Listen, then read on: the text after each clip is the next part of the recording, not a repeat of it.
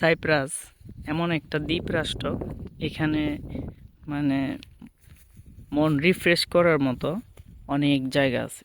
আমি এখন আছি 2000 ফিট উপরে এরকম একটা পাহাড়ে। তো এখানে ওঠার জন্য অবশ্যই গাড়ি ব্যবহার করতে হয়।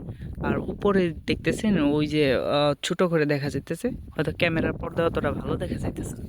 ওইখানে টুরিস্ট পয়েন্ট, ওইখানে আপনার হয়তো ইউরোপ থেকে যারা আসে, তা অন্য অন্য কান্ট্রি থেকে আসে, তারা ঘুরতে যায়। ওইখানে যাইতে হলে আপনাকে অনেক টাকা খরচ করতে হয়। আর এই পাশে আপনার বিচের ইটা দেখেন, অসম্ভব সুন্দর। যে সাগর, ভূমধ্য মহাসাগর, এটা এই যে নীল যে পানিগুলা বা ইটটা দেখতেছেন নীল কালারের, এটা আগে কিছুই দেখা যাইতেছে না, মনে হইতেছে পুরাটাই আকাশ। আর সাইপ্রাসের সব থেকে মজার বিষয় হইতেছে চারদিকেই পাহাড় আছে। আপনার চারদিকে পাহাড়, পাহাড়ের পরে আপনার সমুদ্র সৈকত, এগুলা দেখতেছেন। এখানে একটা বিচ, আর ওইখানে আরেকটা বিচ, আর এই পাশেও একটা বিচ আছে। মানে প্রত্যেকটা সাইডে সাইডে একটা করে বিচ থাকে।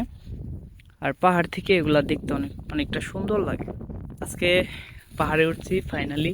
আমার সাইপ্রাসে আসছিলাম, তখন থেকে পাহাড় দেখতাম আর ভাবতাম যে একদিন হয়তো ইনশাল্লাহ উঠবো। তো আজকে ওইটা মনের আশাটা পূরণ হয়েছে।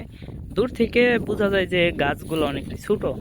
আসলে গাছ ছোট না, এই গাছগুলো আপনার অনেকটা বড় বড় বড় গাছ, কিন্তু পাহাড় অনেক উঁচু হওয়াতে এগুলা দেখা যায় যে আসলে হয়তোবা ছোট ছোট গাছ এগুলা।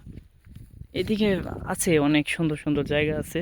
যেমন আমরা আস্তে আস্তে হাঁটবো আর উপরে যাব, তারপর আপনাদের অবশ্যই দেখানোর ট্রাই করব যে এটা আসলে কীরকম দেখা যায় উপর থেকে, বিচের যে ভিউটা।